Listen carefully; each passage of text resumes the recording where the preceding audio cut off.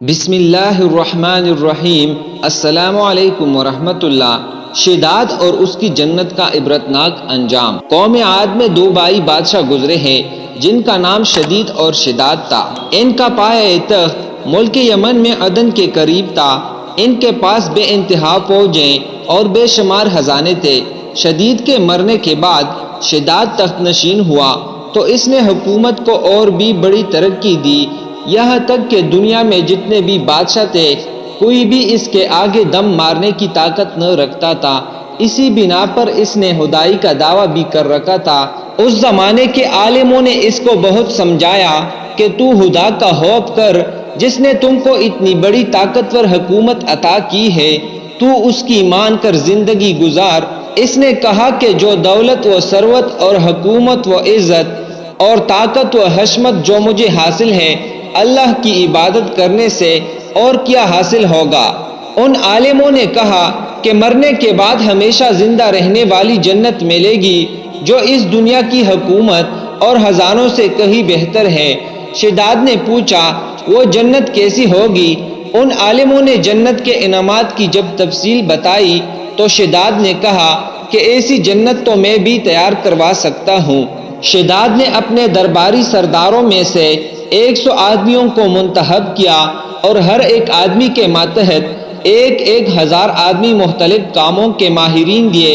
اس 1,00,000 سے زائد افراد کے 100 دستے بنا دیے اور جنت کی تیاری شروع ہو گئی۔ ان 100 دستوں میں سے ہر ایک دستے کے ذمے مختلف کام لگا دیے۔ دنیا کے ہر ملک اور ہر صوبے میں شاہی احکام جاری کیے کہ جس قدر بھی سونا چاندی دستیاب ہو سکے اس کی گنگا جمنی اینٹیں بنوا کر اس کے پائے تخت کو روانہ کر دی جائے۔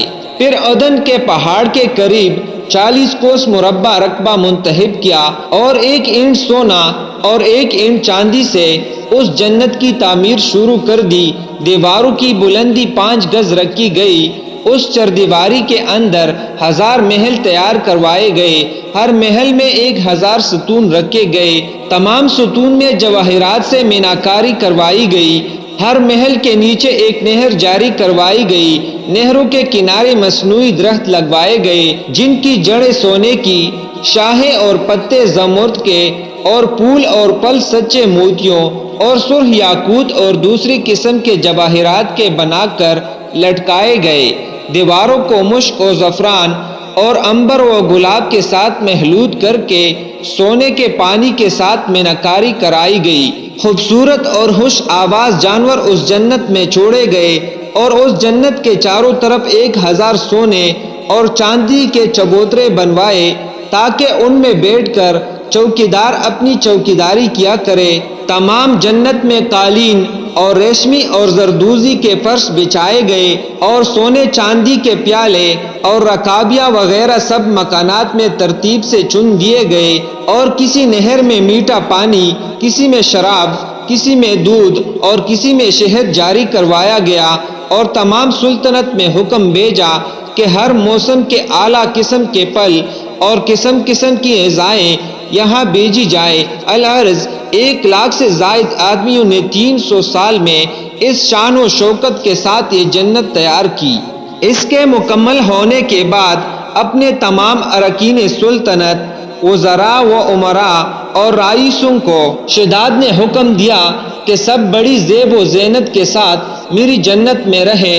خود بھی اپنی جنت کو دیکھنے کی عرض سے بڑی شان و شوکت سے اپنی فوج کو ساتھ لیا اور بڑے غرور و تکبر کے ساتھ بڑے اعلیٰ گھوڑے پر سوار ہو کر دارالخلافہ سے جنت کی طرف روانہ ہوا۔ اپنے ساتھ ان عالموں کو بھی لیا جو اس کو خدا کی جنت کے لیے دعوت دیتے تھے اور اللہ کی نافرمانی سے روکتے تھے۔ راستے میں عالموں سے کہا تم اسی بحثت کی خاطر مجھ کو کہتے تھے کہ میں کسی دوسرے کے سامنے سر جھکاؤں اور ذلیل ہو جاؤں۔ اب میری قدرت اور تمہارے خدا سے بے نیازی تمہیں اچھی طرح معلوم ہو جائے گی۔ اس شان و شوکت کے ساتھ جو ہی شداد نے جنت کے دروازے میں قدم رکھا، گھوڑے کا ایک قدم دروازے کے اندر تھا اور دوسرا ابھی باہر ہی تھا کہ آسمان سے ایک ایسی کڑکدار آواز آئی اور تمام ساتھی ہلاک ہو گئے، اور شداد بھی گھوڑے سے گر کر 900 سال کی عمر میں لاکھوں حسرتوں کے ساتھ اپنی جنت دیکھے بغیر ہلاک ہو گیا، اور اپنی بنائی جنت کے دیکھنے کی کروڑوں حسرتیں اور تمنائیں دل ہی دل میں لے کر اس جہان فانی سے ذلیل و ناکام ہو کر چلا گیا۔ ایک مرتبہ حضرت اسرائیل علیہ السلام نے حق تعالی سے عرض کیا کہ مجھے کسی کی جان نکلتے ہوئے کبھی رحم نہ آیا، البتہ 2 دفعہ جان نکالتے ہوئے بڑا رحم آیا، اگر آپ کا حکم نہ ہوتا تو کبھی جان نہ نکالتا۔ ایک تو اس نوزائیدہ بچے پر جس کی ماں سمندر میں طوفان آنے اور کشتی کے ٹوٹ پھوٹ جانے سے اپنے بچے کے ساتھ ایک تختے پر رہ گئی تھی، تو تیرا حکم ہوا کہ اس کی ماں کی جان قبض کر لے۔ اس وقت مجھے بہت ترس آیا کہ اس نوزائیدہ بچے کا جو ماں کے ساتھ تختے پر تھا کیا بنے گا۔ دوسری مرتبہ اس شداد پر کہ اس نے بڑی آرزو سے اتنی قیمتی جنت تیار کروائی، جب دیکھنے گیا تو ابھی ایک قدم اندر اور ایک باہر تھا کہ آپ کا حکم ہوا کہ اس کی روح قبض کر لے۔ حق تعالی نے ارشاد فرمایا کہ یہ شداد بادشاہ وہی لڑکا تھا جس کی سمندر کے طوفان میں تختے پر بغیر ماں کے حفاظت کی اور بغیر ماں باپ کے نہ صرف پرورش کی بلکہ نامساعد حالت میں حفاظت فرما کر بادشاہت کے اتنے اونچے درجے پر پہنچا دیا۔ پھر جب وہ میرے مقابلے میں میرے ہی نافرمانیوں پر اتر آیا تو اس سے ذلیل و خوار کر کے ہلاک کر دیا۔ لہٰذا تمہیں 2 جانوں کے نکالنے پر ترس آیا تو دونوں دفعہ اس ظالم شداد کے لیے رحم آیا۔